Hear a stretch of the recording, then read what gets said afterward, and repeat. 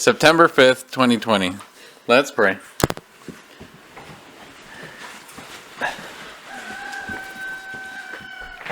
Sorry about the rooster.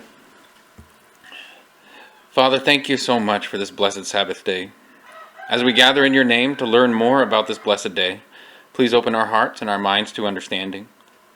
And Father, as we draw closer to you in our acknowledgement of who you are, and as we draw closer to you in the understanding of everything you say, please convict us of our sins and give us a chance to repent. And Father, for everyone out there who is new to this, for everyone out there who is lost in what the Sabbath even means, please send your people. Because, Father, we all need to know you more, and we all need to serve you better. Our prayer lives need to be stronger.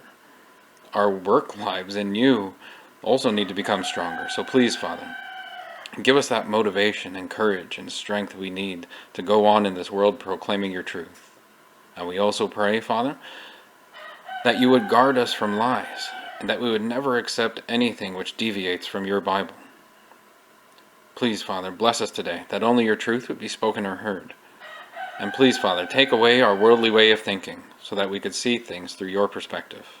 As best we can, we make these prayers to you, Father, in the name of your only begotten Son, our returning Savior and King, Jesus Christ. Amen.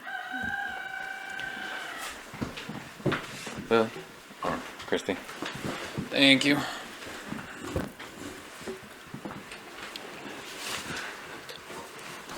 Okay, so today is, let's see, this would be part 5 of the Commandments series, but this is part 1 of Commandment 4, because this is at least going to be 2 parts.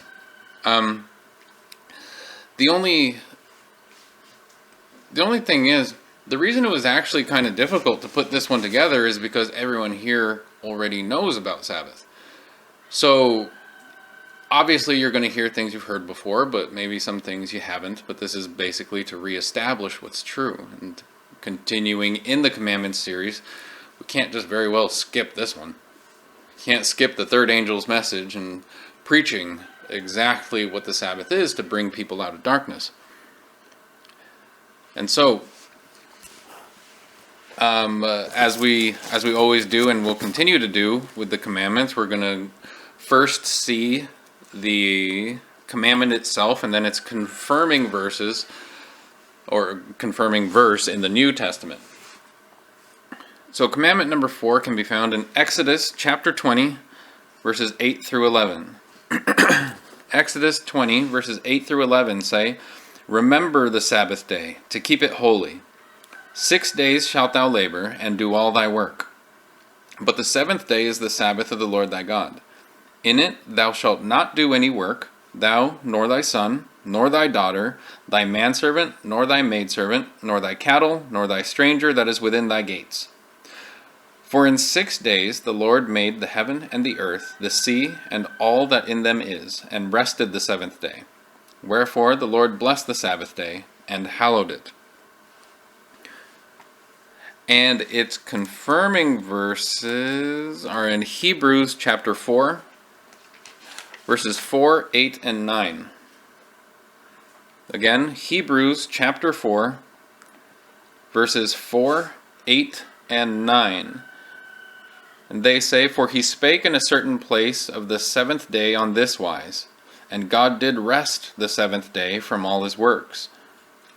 For if Jesus had given them rest, then would he not afterward have spoken of another day? There remaineth therefore a rest to the people of God." Now, how is this a confirming verse? The word rest in all those verses is actually different in verse 9. In verse 9, where it is specifically talking about the 7th day, that verse is comes to sabbatismos, which is Sabbath. And the actual definition as it goes is, just a second.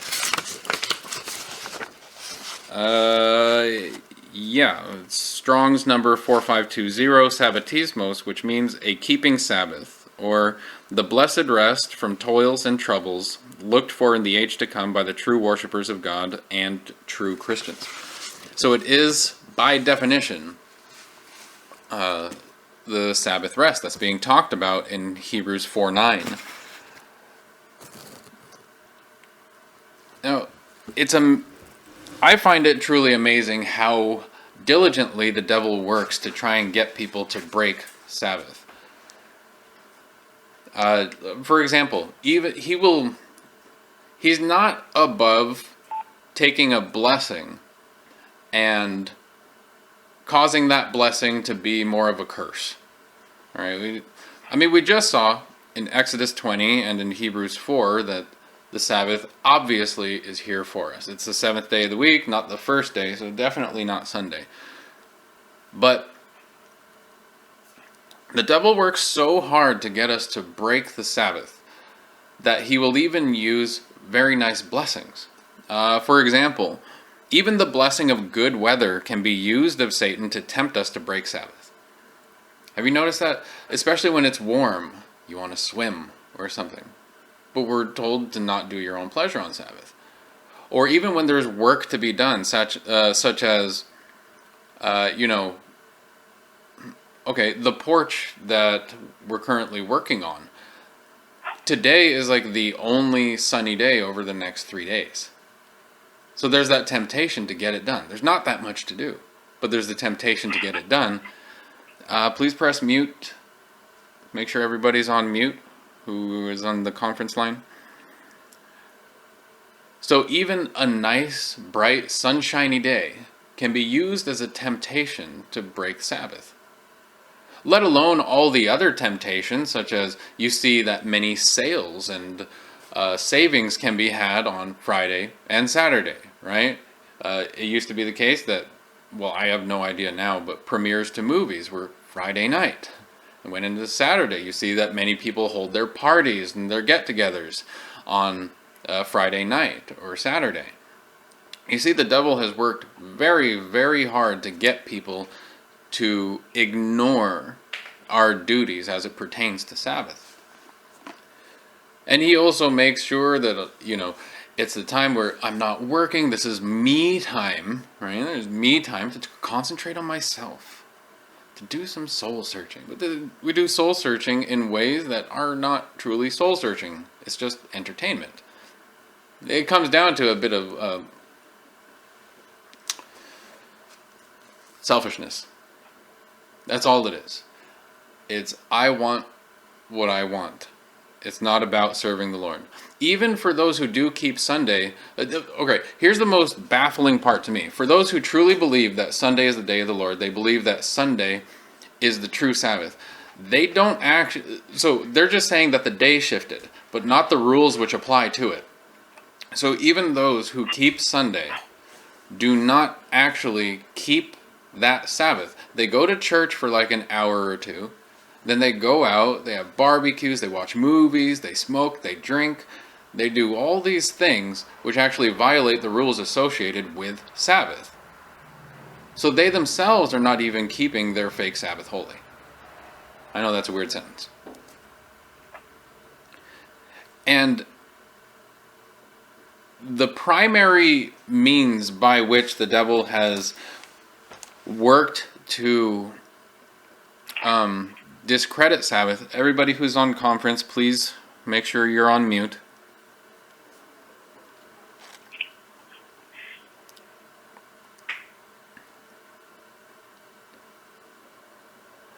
The primary means by which the devil has ensured that people will break Sabbath has been and always will be the church.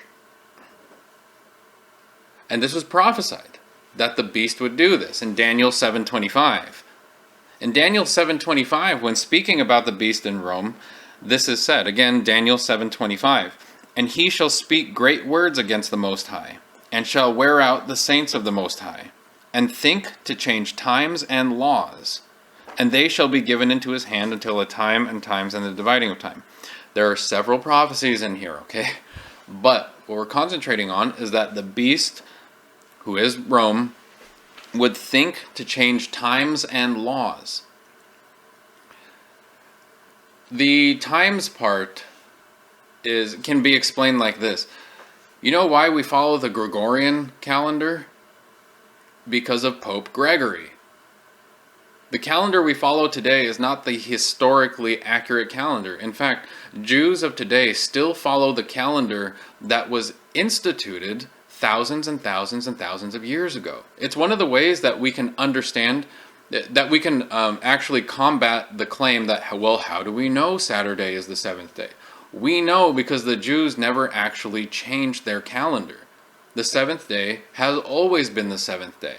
Ask any Orthodox Jew when the Sabbath is, and they'll say, the Sabbath is what you Americans call Friday sundown to Saturday sundown. Not to mention, in an Orthodox Jewish household, they will, they have this sort of obsession with making sure that the Sabbath is known and kept. So in many, if not all Orthodox Jewish households, they will have 50 years worth of calendars, just in case something happens where they could potentially forget when the Sabbath is. They have 50 years of calendars. It's very simple to see that the seventh day we call the seventh day is actually the seventh day of the Bible. And, no, I'm not saying that, the Jews worship correctly. I am saying that they are the longest recorded group of people for keeping the Sabbath. They've never dropped it. Well, until recently. Now they're allowing shopping on Sabbath and starting to close things on Sundays, as prophecy said they would. Everybody falls in line with Rome in these times, except for God's end-time church. And so that's the changed times part. You see, the calendar has been changed a number of times. The devil has done that so we have a more difficult time showing the timeline of prophecy. Because the timeline of prophecy actually falls in line with the Hebrew calendar, not the Gregorian. So it's very difficult to piece times together because we don't follow the real calendar. We follow the Vatican's calendar. That's what makes... that's one of the methods by which the devil has hidden prophetic timelines. In these last days, there are no dates for prophecy. There are none whatsoever. Ever since we entered into into the end times, there are no dated prophecies. All dated prophecies ended in the 1800s. But they did follow in a chronological order up until that point. And we can talk about that another time, but all the prophecies of the Old Testament and all the prophecies that came about before the end times began happened in a particular order. It's not just like, oh, this prophecy was fulfilled, that one was fulfilled, this one, that one, blah, blah, blah, blah. No. In chronological order. One had to happen before the next, before the next, before the next. So, the Vatican, moved by Satan, changed the calendar so it would be more difficult to tell that. And obviously the second part of that prophecy, that he shall think to change times and laws, okay, that's where you get the Convert's Catechism of Catholic Doctrine, where you have the 10 Commandments that have been chopped apart, where they took out Commandment number 2 and split number 10 into 2, and you also see the changing of the 4th commandment to Sunday. So they think they have the power to change times and laws. The calendar. Also, as far as times are concerned, we don't even look at a day as God told us to. As God says a day is from evening to evening, or sundown to sundown. What do we consider it? Midnight, for some reason. It's the middle of the night, and we say, oh, a new day starts at 12 midnight. Like, how, though? Isn't it more clear-cut, like this half is dark, this half is light, let's do it then? But no, we say midnight, and the Vatican did that too. So, in every way, this prophecy has been fulfilled. The point of bringing this up is that the beast in Rome first tried to change the law of God, specifically the 4th commandment, on March 7th, 321 AD, through their, Pope Constantine. History books say that Constantine was a Christian.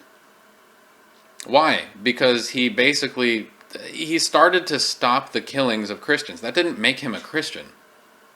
It just meant he All he did was make Christianity not illegal. That's all he did. He was very much a pagan. He didn't believe in what the Christians believed. He just made it so Christianity as a faith was no longer illegal. He didn't particularly care about Christians. He just made it so Christians could practice without being arrested for it. And a few years later, he said, all right, follow Sunday or you die. So his true fruits came out soon after that. That's brief, very, very brief history. But right now, I want to take you to a very interesting parable that has to do with the Sabbath. Maybe you knew about it, maybe you didn't. But let's read over it. It's in Luke chapter 15, verses 8 and 9. Luke 15, verses 8 and 9. This is, in case you're wondering, Luke 15 is where you find the story of the prodigal son. But there are a few other things in that chapter. In Luke 15, verses 8 and 9. Now, stick with me. I promise this does have to do with Sabbath. Luke 15, verses 8 and 9. Jesus says the following.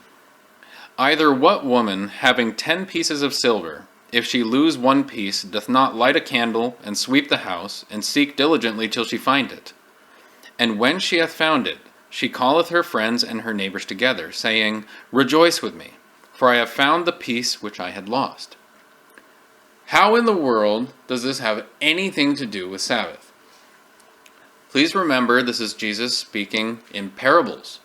Parables need to be treated in a spiritual manner, just like prophecy, which means he's speaking in symbolic terms, not literal terms. All right, this kind of has to do with the whole doctrine of hell and people using Luke chapter 16 to say, oh, yeah, Lazarus was in heaven. Well, really? So heaven is Abraham's chest? Remember, Lazarus went into the bosom of Abraham? Come on. Jesus was speaking in parables. He was speaking in symbolic terms. You can't take a spiritual thing and place a literal understanding to it. Just like you can't take a literal understanding and place a spiritual meaning to it. For spiritual things are spiritually discerned, as we're told in Scripture. So, what does this parable about the woman finding her money have to do with the Sabbath day? In actuality, the parable of the woman who loses one of her 10 coins, that should clue you in right there, right? 10? 10 coins. And by the way, who finds a coin and then calls all their neighbors together and say, hey, I found my money, let's have a party? That should clue you in right away that this isn't actually talking about money. So the parable of the woman who loses one of her 10 coins is speaking of the end times church and the 10 commandments, the 10 silver coins. If you remember a few weeks ago, like 2 months ago, we started talking about the symbolic nature of silver, how silver is referring to purity, especially the pure words of God. And the commandments are also like silver. They're pure.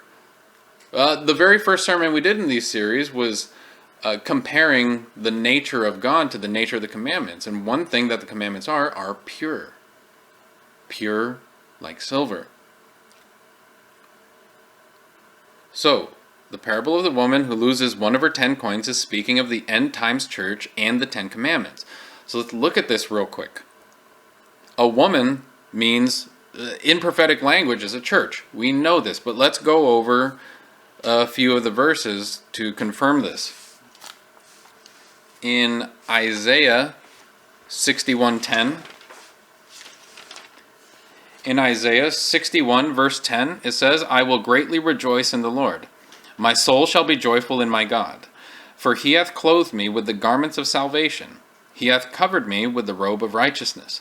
As a bridegroom decketh himself with ornaments, and as a bride adorneth herself with her jewels. So here we see the first reference that the people of God, in other words, his church, the church of Christ, is likened unto a woman, which we also see in Jeremiah 6:2. In Jeremiah chapter 6, verse 2, it says, I have likened the daughter of Zion to a comely and delicate woman. The daughter of Zion is referring to the people of God. Now, a couple more places. Let's go New Testament this time, in 2 Corinthians 11:2.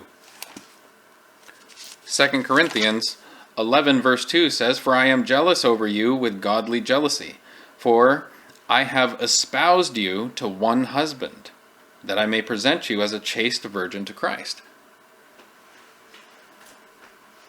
And lastly, just confirming that woman equals a church, is in Revelation 21 verse 2. In Revelation 21 verse 2 it says, And I, John, saw the holy city, New Jerusalem, coming down from God out of heaven, prepared as a bride adorned for her husband. We all understand that one of the names that God's church has been given is the bride of Christ. A bride is always a woman, except in these end times when, again, things keep changing. But that doesn't change biblical truth. A bride is a woman 100% of the time. So we know that in the parable that Jesus gives us in Luke 15 verses 8 and 9, this woman is not referring to an actual woman, it's referring to a church. Now, what is this church doing in this parable?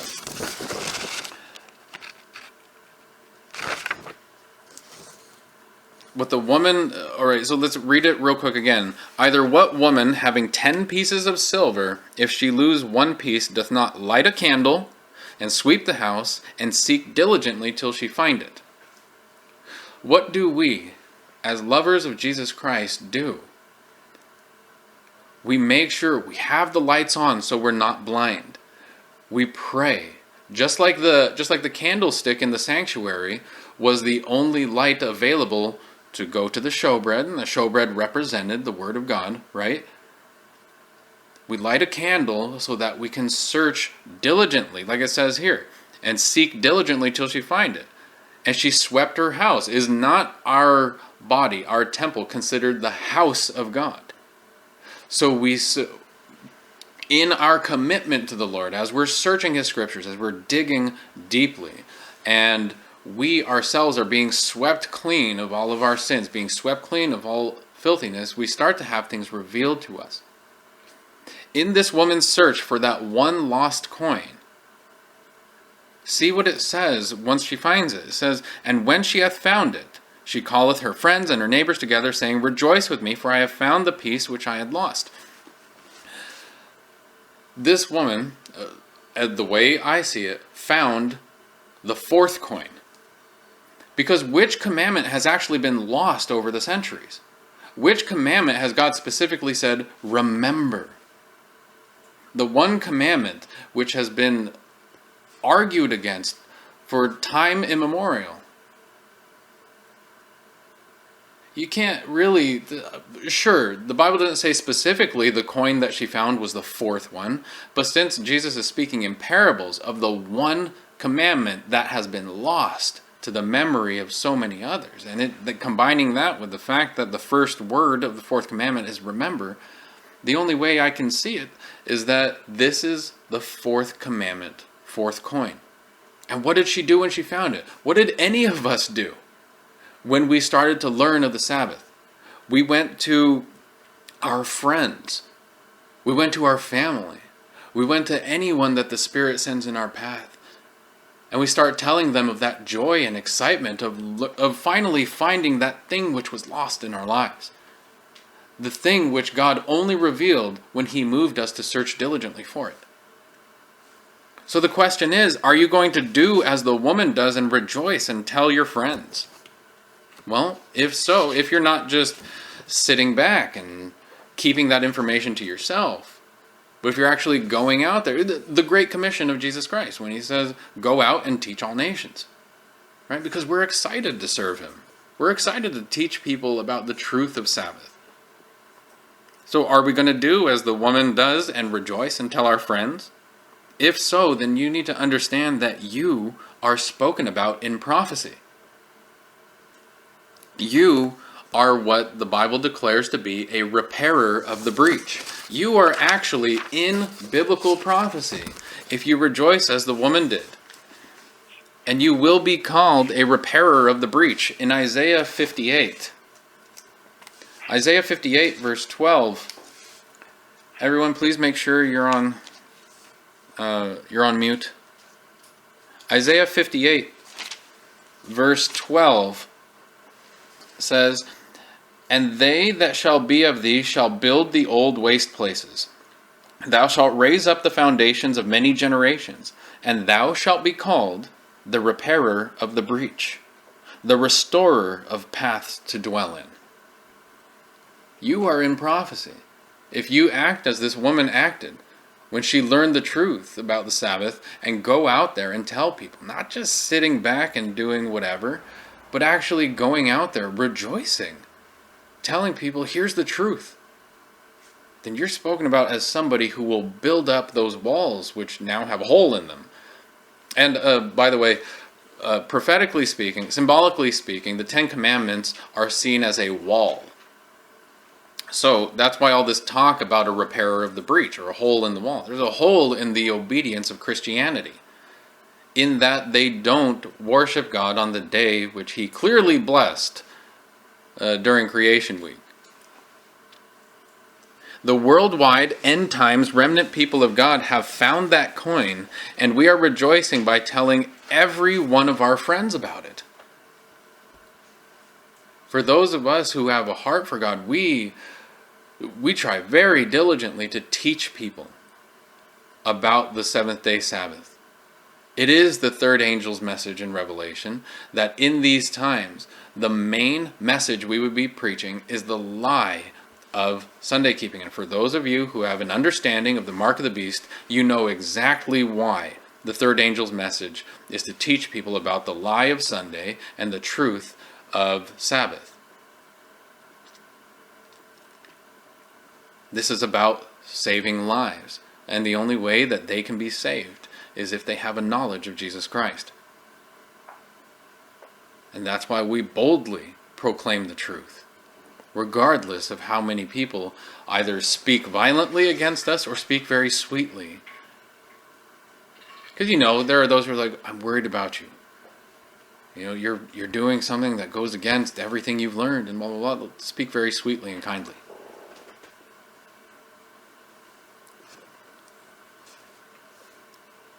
There is a verse that it's one of my favorite verses. I say that a lot, don't I? It's one of my favorite verses. It really touched my heart the first time I read it. It's in Jeremiah 6:16. In Jeremiah chapter 6, verse 16, it says the following: "Thus saith the Lord, stand ye in the ways, and see, and ask for the old paths, where is the good way, and walk therein, and ye shall find rest for your souls. But they said, we will not walk therein." We are of the few who seek the old ways which please God, while the rest of the world seeks their own paths.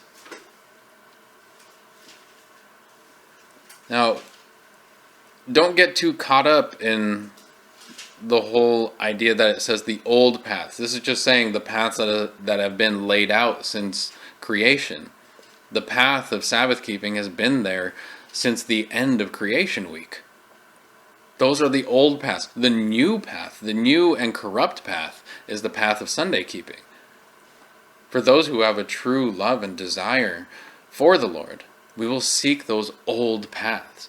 Have you ever talked to, of course, well, most of you have, talked to somebody who's a Sunday keeper. They say, no. When Jesus died, we follow the new path, the new Sunday. We don't follow those old ways of the Jews. This is what Jews do. Jew. There's a lot of Jew talk in this. But we follow the old path, the path that was never stricken, the path that was never eliminated, the path that has always existed. So again, we are of the few who seek the old ways which please God, while the rest of the world seeks their own paths.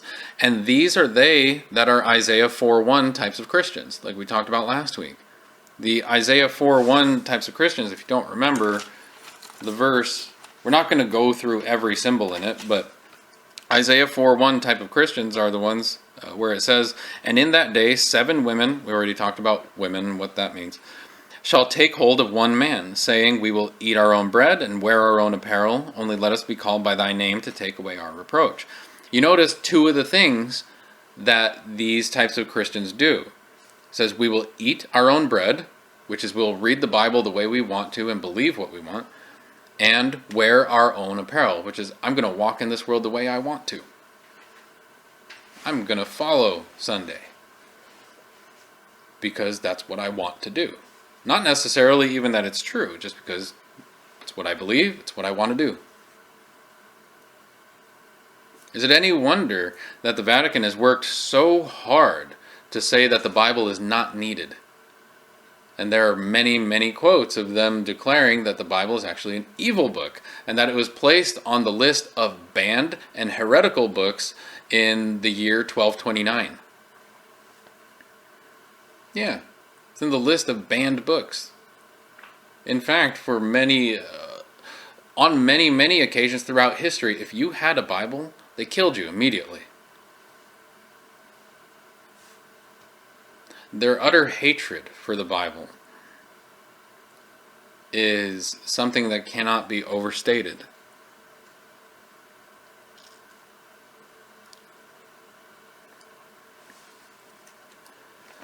When it comes to the law, it's very interesting that so many will say that keeping the 4th commandment is legalistic. That word will come up more times than you probably ever want to hear in your walk with Christ.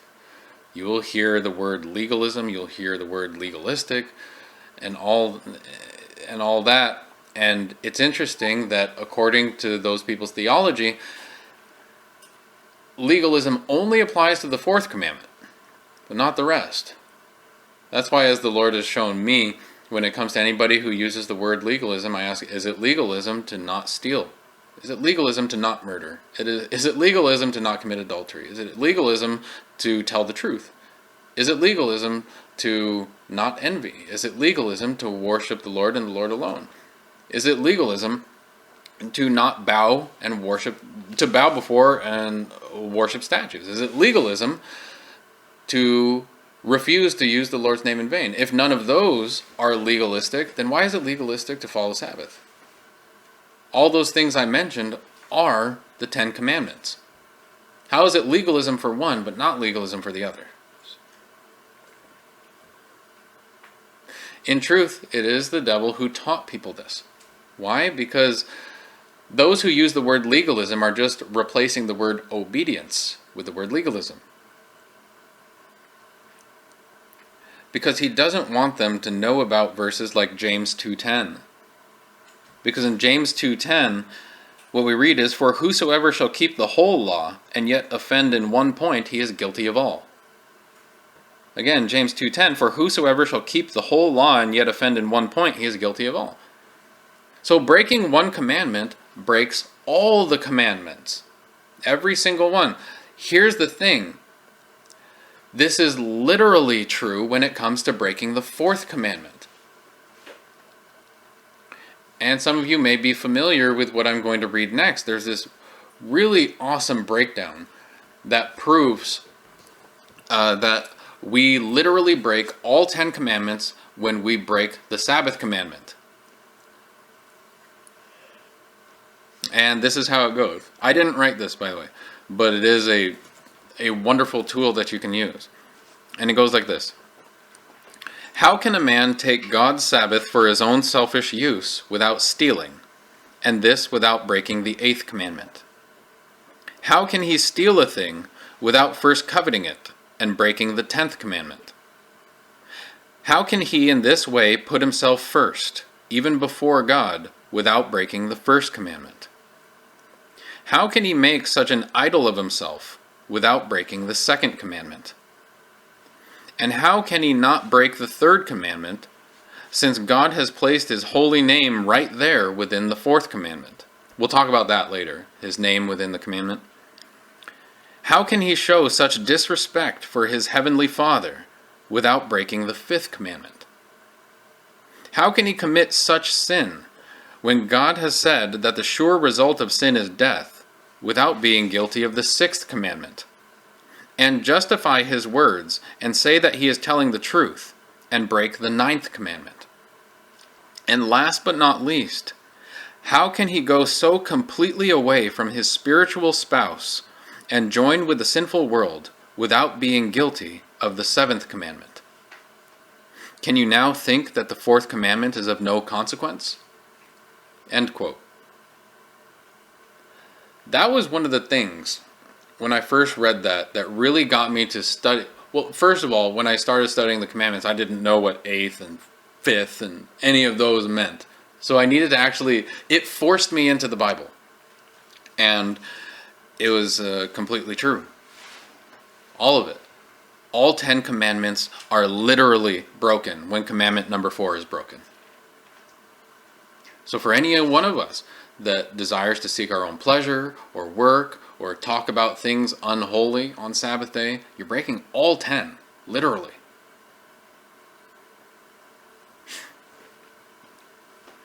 Now, before we go on break, I want to read this. I want to talk about this real quick. Isaiah chapter 8, verse 16. Isaiah chapter 8, verse 16 says the following: "Bind up the testimony and seal the law among my disciples." Again, Isaiah 8:16 says, "Bind up the testimony and seal the law among my disciples." This whole sealing of the law in God's people is a message that runs from the Old Testament to the New Testament. And we'll talk about that in the future too, because in Hebrews, I think Hebrews chapter 8 and chapter 10 say that he'll write the law in our hearts and in our minds. And he seals that in us. So the law is sealed in the people of God. It's how we live. Not because we're trying to keep it, but just because those who really do love the Lord just end up keeping them. Because when the love of Christ is working through us, it's all we want. It's all we desire. It's all we ever want to do, is please our Father. That's what, and then, yeah, there's that whole confusion about, oh, you keep the law to get saved. No. We keep the law because we are saved. But the point is, in Isaiah 8:16, it says, "Bind up the testimony, seal the law among my disciples." This is being fulfilled right now. This prophecy is being fulfilled in every single heart that's converted, in every single heart that has been born again. This prophecy is coming true. As the obedient remnant people of God know, and we know this for certain, the Sabbath of the Lord is a superior test of loyalty to Him. And this is the day, this is the time when we are tested to see to whom our hearts belong. If our hearts belong to Satan, then we seek out our own personal pleasures. If our hearts belong to Satan, we'll seek out work. And we'll cause other people to work directly, by the way. This isn't talking about people who work in the power company or the paramedics and things like that. No. They're going to work anyway. It's when we actually hire somebody to do work for us. That's different. Or we do work ourselves. We mow the grass, wash the dishes, do any of the work that can just wait. The Sabbath is a true test of loyalty and reveals to the world who we worship. If we worship the Lord our God, we keep Sabbath. If we worship the devil, the Lord of the world, then we'll do what he says. This is a superior test of loyalty to God's people. And so I have to ask this. Even if you profess yourselves to be Sabbath keepers, are you passing the test each and every Sabbath? Do you keep it holy as you know you ought to? Or do you watch TV on Sabbath? Do you play video games on Sabbath? Do you go to the store and buy things? Do you sell things? Do you have a garage sale or whatever? Or you just make a sale? Even some eggs. Are you selling eggs? Are you making some sort of business transaction on Sabbath? Do you cause others to work? Do you speak about things that entertain you instead of edifying others and uplifting the name of Jesus Christ? Do you gossip? Do you offer anything which suggests that this day is special to you and your family? Or do you look like every other Christian of the world? Now understand this, if you cannot keep the law of God now when it's legal to do so, then you will easily bow to the pressure when it is illegal to keep the Sabbath of God. This is the part of the test. If you cannot keep the law now when it's legal to do so, then you will easily bow, no matter how strong you think you are, because right now it's speaking from a place of freedom, right? Everybody can speak in these grandiose terms, in these grandiose ways, like, oh yeah, I'll never fall, when the pressure's not on. And I'll tell you this much, we are called to be soldiers of Christ, right? And let me tell you this real quick, and then we'll go to break. There are two types of people who go to fight in a war. And I'm talking about those of us who are already in. There are those who are big talkers, who would say, oh yeah, when we get there, I'm going to kill this many people. Like, all that. You know what I'm talking about. They're really sort of haughty individual. And there are those who are more subdued. I'll tell you from firsthand personal experience, those people who had their minds break and who could not fight were the ones who were big talkers. When there was no fighting going on, when there were no bullets flying, when there were no explosions, when there was none of that going on, they could talk big. But when the pressure was on, more oftentimes than not, I'm not saying 100% of the time, but more oftentimes than not, they were the ones who couldn't even pick up their weapons.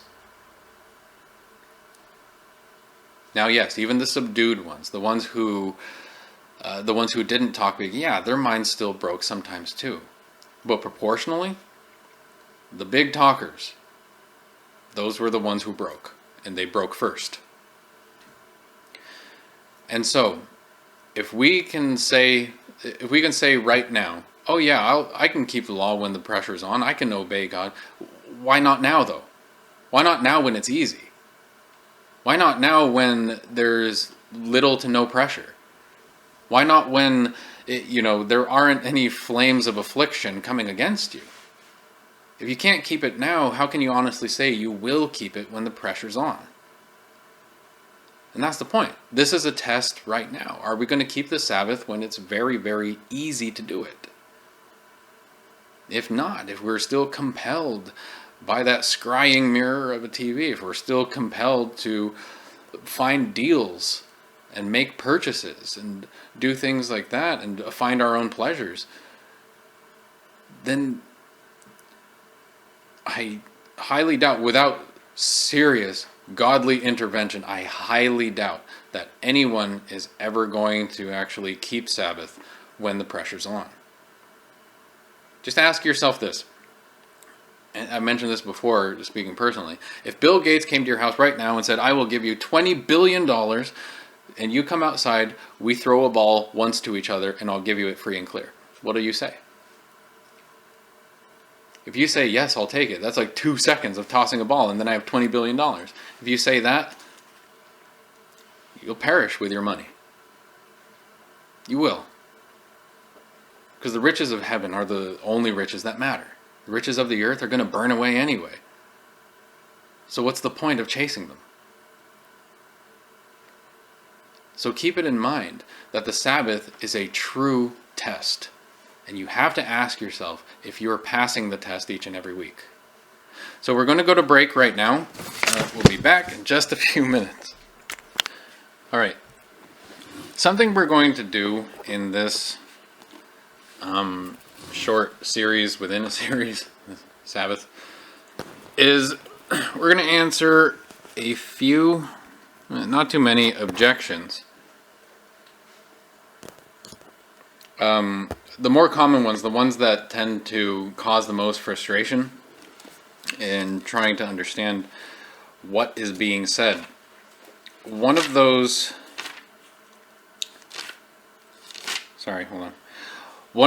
most common rebuttals against the Sabbath has to do with Colossians chapter 2. The entire chapter, just read it through. You'll see why that chapter tends to be one where people say, well, it's specific though, but in just a couple verses really, but you'll see why people will commonly use Colossians 2 as an argument against Sabbath keeping. And we'll get to that. But the first place we need to read in understanding why Colossians 2 does not speak against the Sabbath, the seventh day Sabbath rather, is in Leviticus chapter 23. In Leviticus chapter 23, verses 23 to 38. Yes, we're going to read all that because it's important. Leviticus 23, verses 23 to 38. So hang in there. What's being talked about here are feast days. This is important. Leviticus 23, verses 23 to 38. And the Lord spake unto Moses, saying, Speak unto the children of Israel, saying, In the 7th month, in the 1st day of the month, ye shall have a Sabbath, a memorial of blowing of trumpets, and holy convocation. Ye shall do no servile work therein, but ye shall offer an offering made by fire unto the Lord. And the Lord spake unto Moses, saying, Also on the 10th day of this 7th month there shall be a day of atonement. It shall be an holy convocation unto you, and ye shall afflict your souls, and offer an offering made by fire unto the Lord.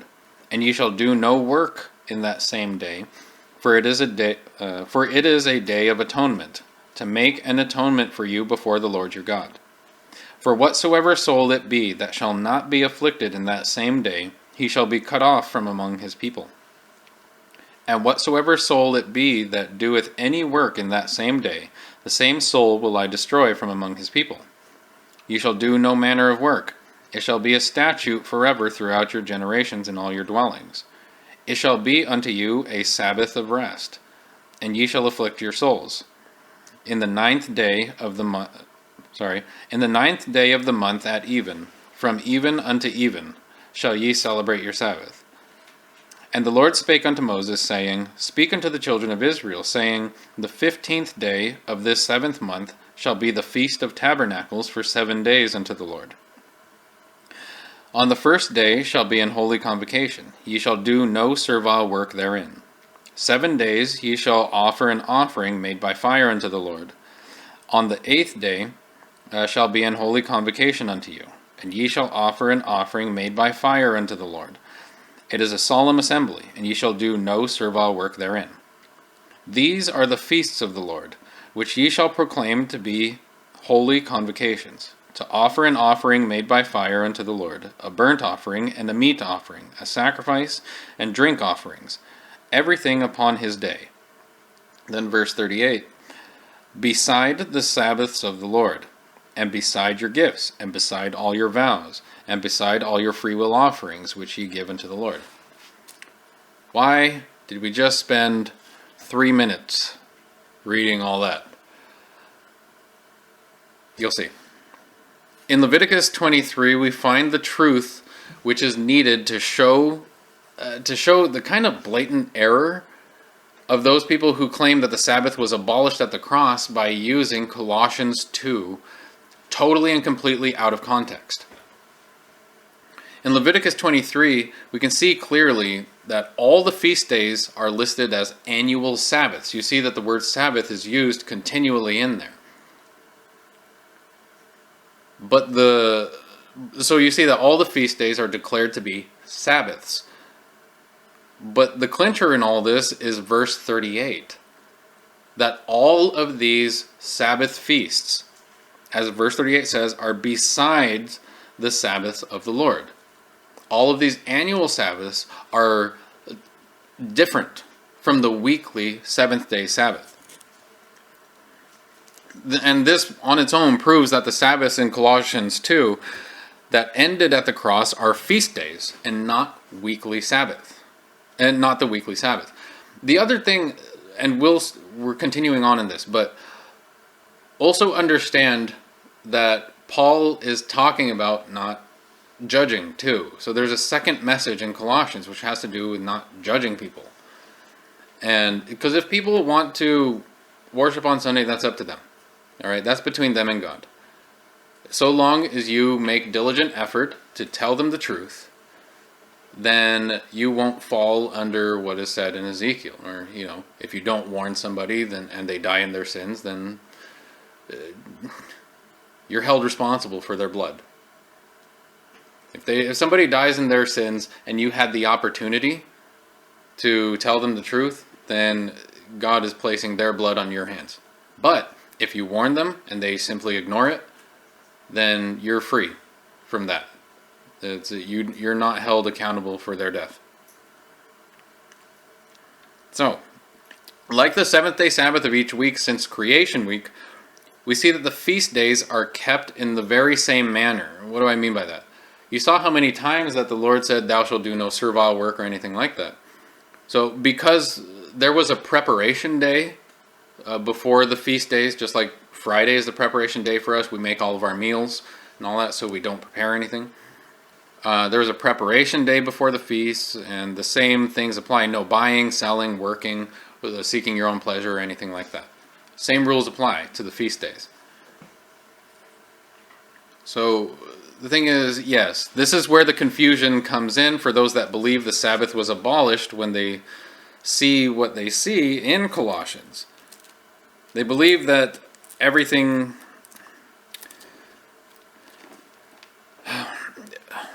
This confusion is because of not following what we're told in Isaiah to do a line upon line search of Scripture.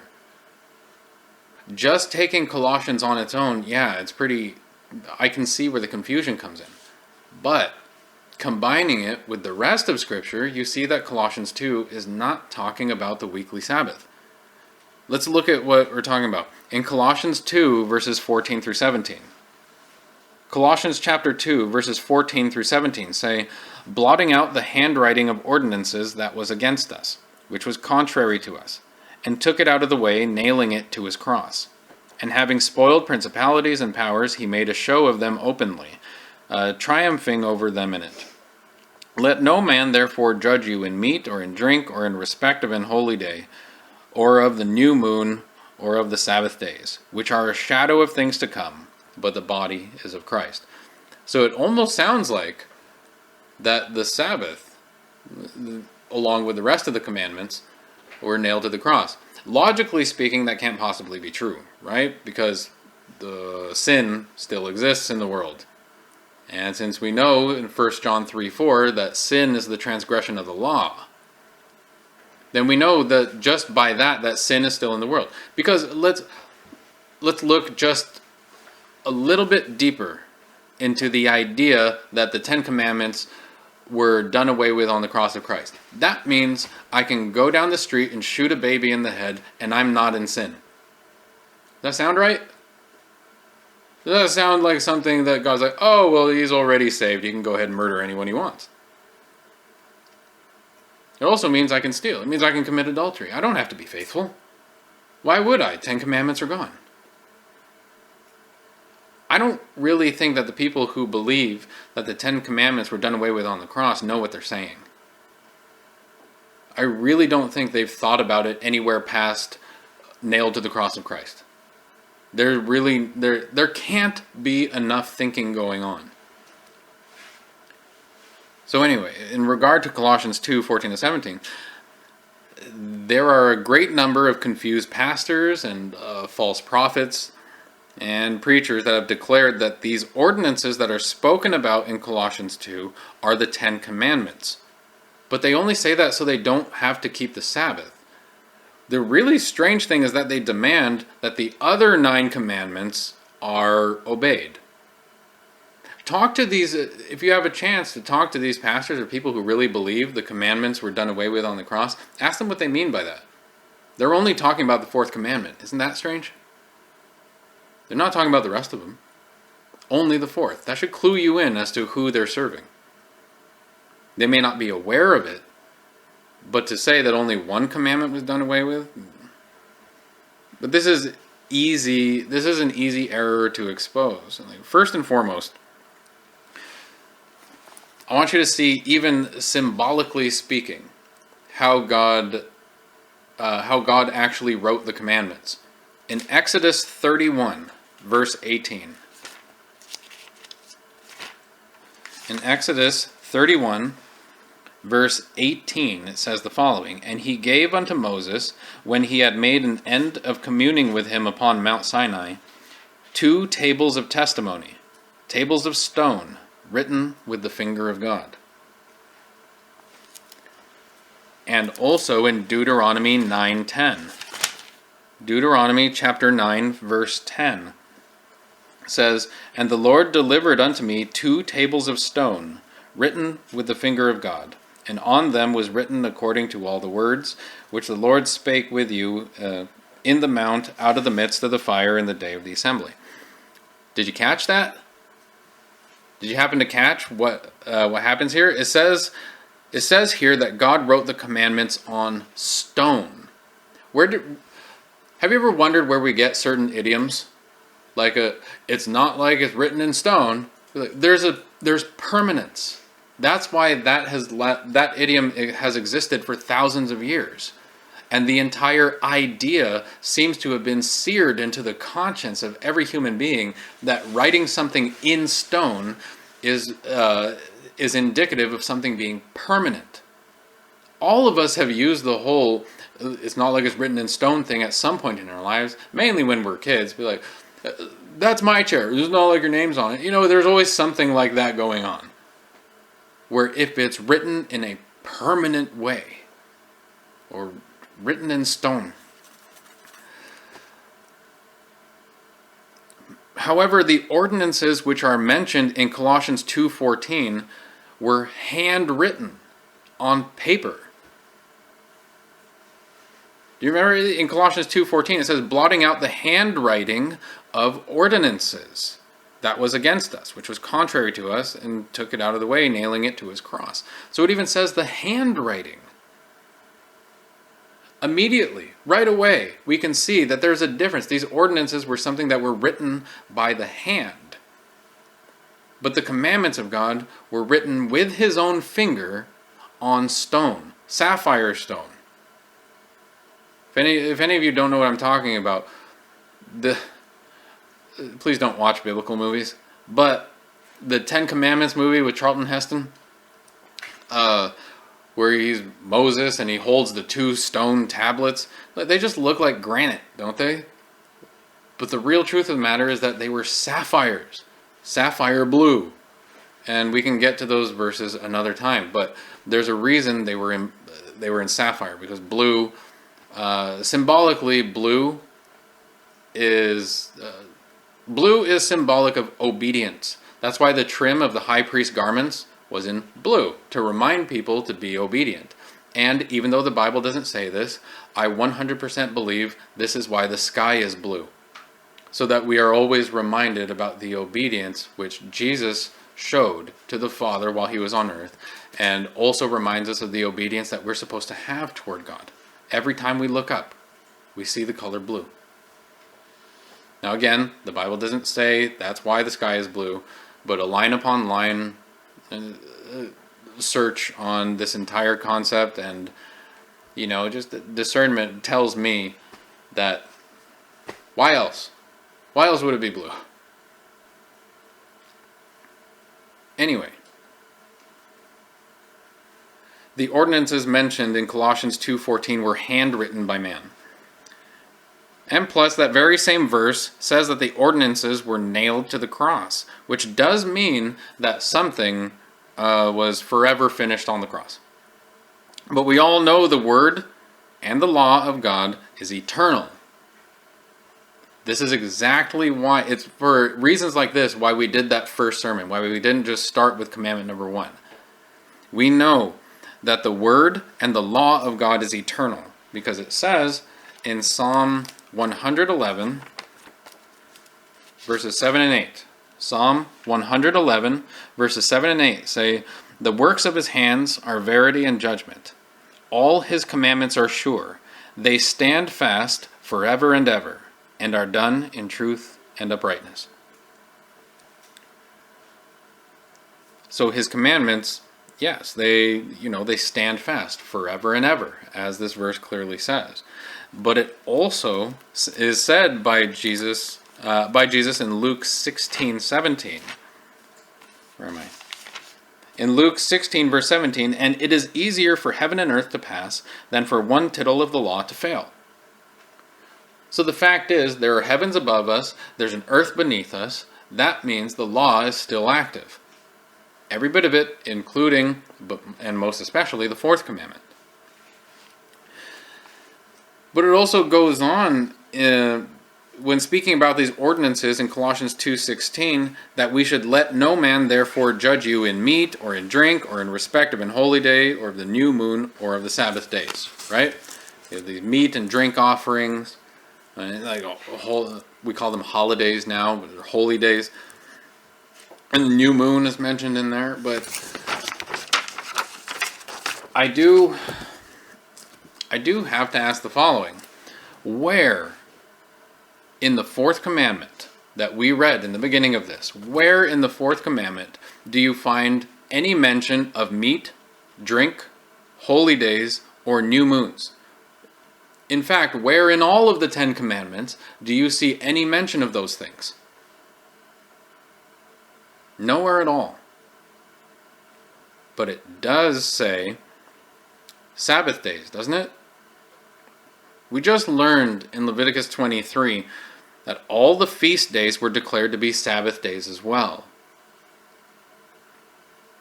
But these Sabbath days were kept on an annual basis and not a weekly basis like the 7th-day Sabbath. And it even stated in Leviticus 23:27 that one particular annual Sabbath was the, it was kept on the 10th day of the 7th month, and that Sabbath was called the Day of Atonement. Every year they kept this Day of Atonement. So it was a Sabbath that was done every year. That's the whole point.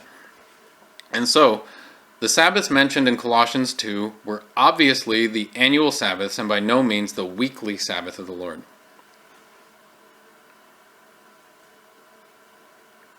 And remember, verse 38 of Leviticus 23 made it very, very clear that these are not talking about the weekly Sabbath when it says, besides the Sabbaths of the Lord. All of those annual Sabbaths were besides the 7th-day Sabbath. Fact of the matter is, the Sabbath of the Lord was instituted in Eden, the Garden of Eden, before sin came unto mankind. The feast days, or annual Sabbaths, they came about in an effort to educate people to the remedy that Christ would bring to atone for the sins of mankind. That was the entire purpose of the feast days, so that people would learn about the Savior before he came. The Sabbath of the Lord has nothing to do with sin. The feast days dramatically show the immeasurably high price that our Savior paid because of our sins. And there is one more thing to notice in Colossians 2:17, that all those ordinances which we know to be feast days are declared to be a shadow of things to come.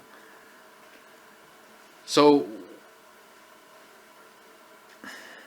if you look at why these feasts were kept, all of them are prophetic in nature. This is why Jesus says it's finished, or it is finished in John 19:30. Again, in John 19:30 is where you find Jesus saying, before he breathed his last breath, it is finished. And you know that immediately after that, the temple veil ripped. I want to make it clear, if you do a study on the sanctuary and you get to the temple veil, It's not some curtain you hang in front of your windows. This thing was several inches thick. It took, what was it? I can't remember right now, but I think like 12 men just to hold this thing, to carry it. It was a massive, massive veil. Nothing small about it, and yet it ripped from top to bottom the moment Jesus died. Why? The veil represented the partition which separates mankind from the Father. But through the atoning sacrifice of Jesus Christ, he now opened that. There is no longer a barrier preventing man from speaking to the Father. Yes, Jesus serves as an intermediary, as a mediator between us and the Father. He basically takes all the fluff out of our prayers because we don't really know how to pray. And he gives the straight meaning to the Father. But we have direct access to the Father now because of what Jesus did on the cross. And he ripped that veil, declaring in an open and obvious way that the ordinances of the Old Testament are done. They're gone. There is no separation anymore. Because now the new covenant is between Jesus and his Father. The old covenant was between the Father and mankind. We messed that up hard. We built a golden cow. We did very, very wrong. So, on God's end, that covenant still exists. But we broke the contract. But in his everlasting mercy, he made remedy. So that, because the law is there, the law is not going away. But since we obviously can't keep it on our own, we needed a remedy. And that remedy is Jesus Christ, because it's through him, right? Because we are told in John 4:16 that I am the way, the truth, and the life, and no man cometh unto the Father except by me. It's only through Jesus that we can approach the Father. So now the New Testament covenant is not the law being done away with, it's that Jesus helps us to keep the law when we are born again in him, which includes the Sabbath commandment. It is an open and obvious fruit of the real biblical Christian when they keep Sabbath. It is an open and obvious fruit of the enemy when somebody does not keep Sabbath. Because as Jesus was obedient to the Father, he will cause us to be obedient to the Father as well. So for anyone that especially deliberately breaks the Sabbath day through the watching of TV, going shopping, doing your own pleasure, doing any of those things which violate the commandment, that is an open and obvious sign of disrespect and disobedience toward our everlasting Father. And it actually spits in the face of the one who shed his blood so that you could be saved. And I have to put it in so many blunt terms because getting wishy-washy with this stuff doesn't get the point across. Jesus died for you. He made sure that it's no longer between you and the Father because you messed up. I messed up. I sin every day. You sin every day. And we cannot approach the Father on our own strength. And that is what Jesus accomplished for us. Because between the Father and us, no way, nobody is going home. Not a single person, nobody's going home.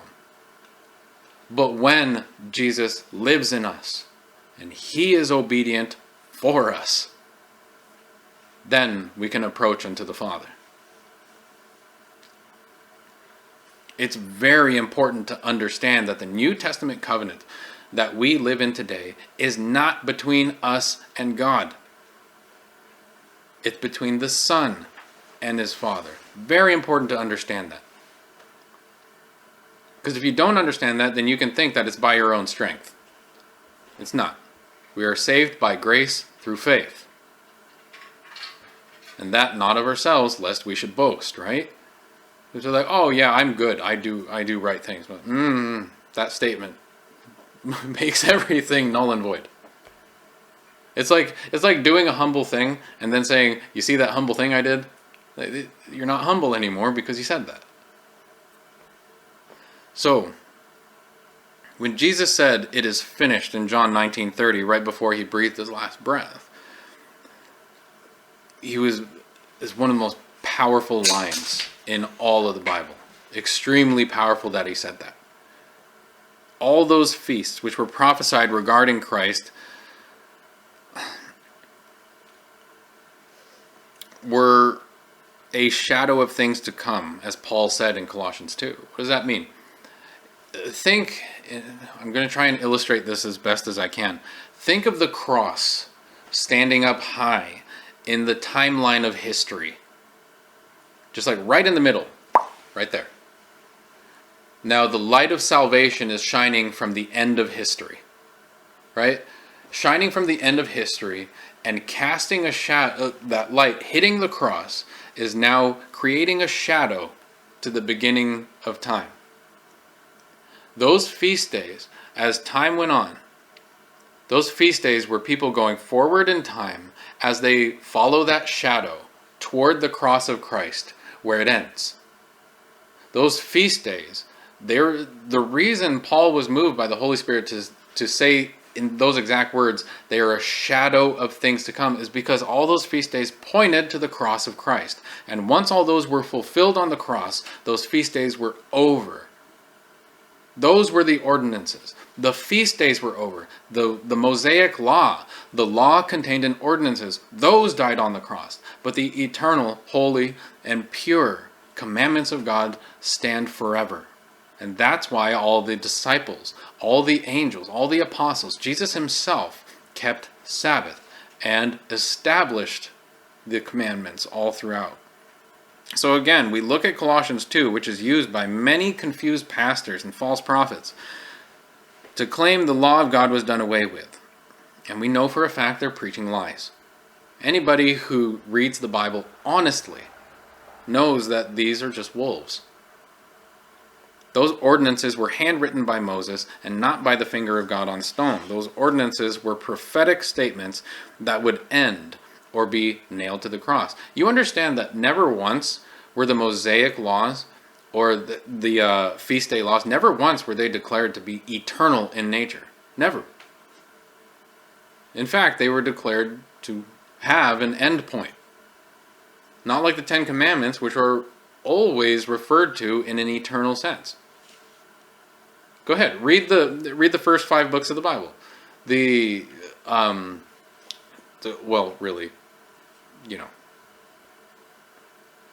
about the ordinances. You'll see that they're not eternal in nature.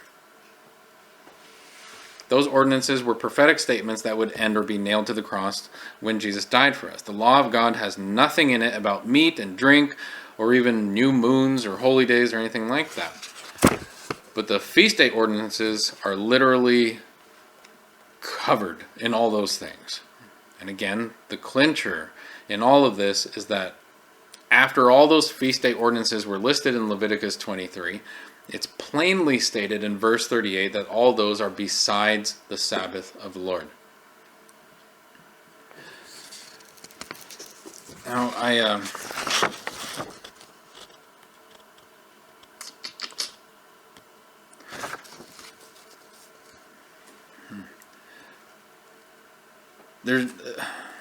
I can't really go too much further due to time, but I want to end this one with a few quotes to kind of drive home what we read in Daniel 7:25, that the beast would think to change times and laws.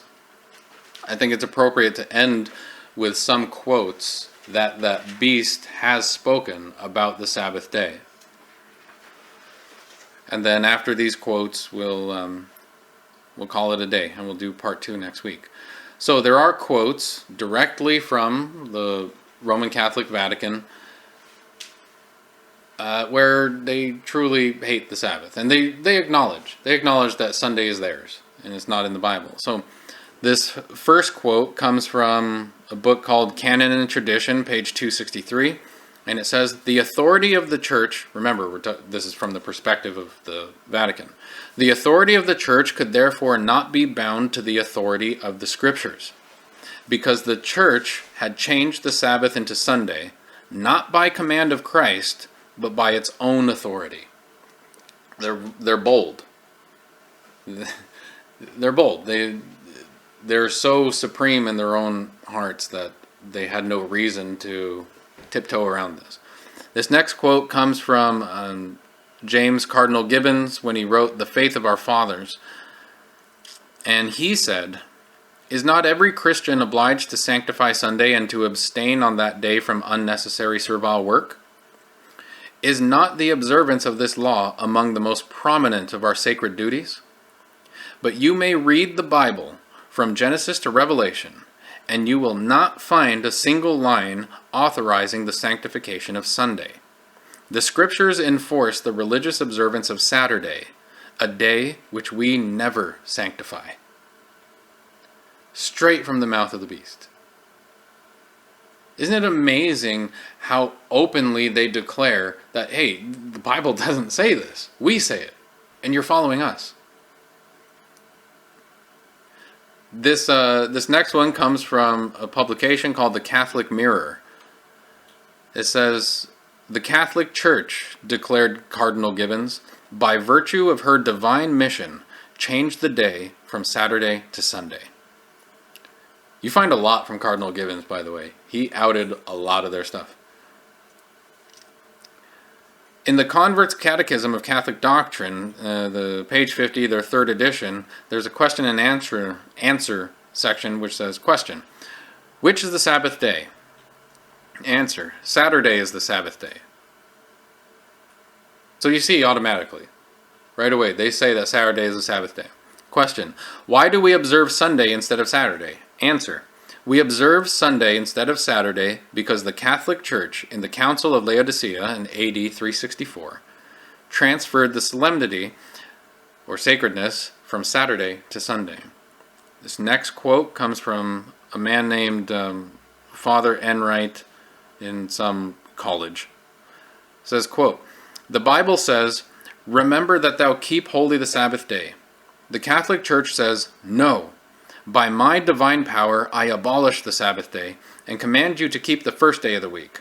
And lo, the entire civilized world bows down in reverent obedience to the command of the Holy Catholic Church. I think there are two more quotes here. This one comes from St. Catherine Church in Michigan, actually. Quote, perhaps the boldest thing, the most revolutionary change the church ever did, happened in the first century.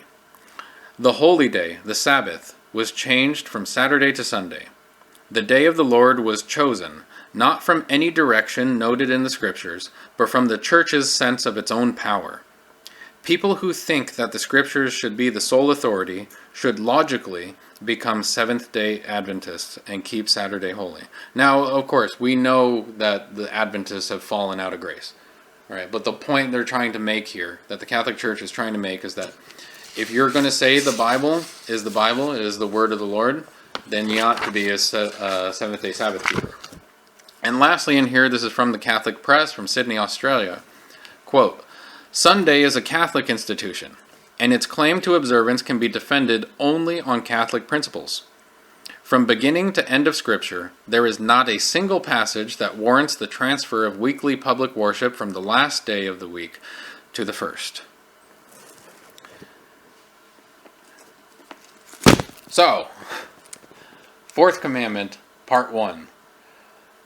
I know a lot was brought up here, and we're going to keep going next week, but I think you guys figured that of all the commandments we would go through, this would be the one where we talk more about it than the others, but it really is important to study the Sabbath in all of the Scriptures so we can see what the Lord says about it. You don't want to hear what I say. Just read your Bibles. In fact, if you look up the word Sabbath in the Bible, you'd be amazed how many times the word comes up. And of course, you get to Leviticus, it's not talking about, the weekly Sabbath, and then you combine with that word day of rest. Look up the word rest. It's not a small subject. From the very end of creation week to the last page of Revelation, the Sabbath is brought up time and time and time again. You see obedience to it on every page. And you see the light of God shining in every one of those passages of obedience. You also see his anger and wrath when it comes to those who refuse. you also see that they tend to be filled with disease. They tend to be filled with pain and sorrow, anxiety, stress, and depression. You ever wonder why antidepressants are such a big hit in the modern world? Look at proportionally. The sale of antidepressants and or drugs and alcohol, especially the ones that calm you, like opiates and marijuana and things like that, you see a rise in sales that correlates with a drop in studying of the Bible. Just like in the 60s when, when prayer was taken out of schools, less than 2 years later, you see a rise in teen pregnancy. You see a rise in school violence. You see a rise in all of the nasty things we see in school. That happened in the 60s after Kennedy took away prayer from schools. You take the Bible away, the demons fill the void. And they will bring their sorrow and their sadness with it. And that's why so many people can approach the Sabbath day with nothing but sorrow in their hearts and only speak in terms of, oh, I don't get to do this, I don't get to do that. Oh, all these rules, all these regulations, I can't do this, I can't do that. They're not thinking about it in the loving terms that God gave it. He gave this day as a day wherein we can rest and recharge and rejuvenate. Not so we can seek our own pleasure or make business deals or anything like that. He's too loving for that. He gave us this day so that we can reconnect with him, because he knows throughout the work week we can just fall away steadily from him. Why do you think we do sermons on Wednesdays too? To recharge those spiritual batteries. But the Sabbath is the only day wherein that true obedience, when you join into the company of angels and believers worldwide, that you can just be renewed. The Sabbath day is an extremely deep subject, and honestly speaking, if we went into every facet of the Sabbath, we could go on for at least a year and a half just talking about it, because it's so deeply entrenched into every page of the Bible. We're not going to do that, so don't let the devil frighten you. We may just have 1 or 2 more parts to this one, but yeah, this is not a small subject. And the Lord wouldn't have made it such a big subject if it wasn't a matter of life and death, would he? No word comes from the Lord that falls to the ground useless. Everything he says is meant for us, to benefit us, to grow us. And so I hope and pray that all of you were blessed by the message you had today. And for before we go into prayer, everyone who's on the phone, if you have any questions, comments, concerns, criticisms, you want to yell, scream, hiss, whatever you want, then please text me or write me. And, if there's anything you disagree with, then let's talk about it. As I always invite everyone, if you disagree with something, let's talk about it. I beg that you're not all right, just let's talk about it. Let's end in prayer.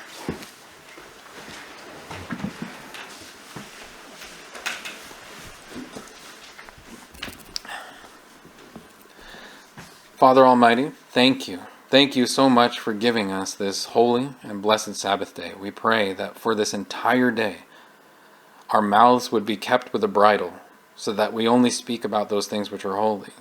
We pray that our minds and our hearts would be bridled as well, so that we would only think on those things and believe on those things which please you.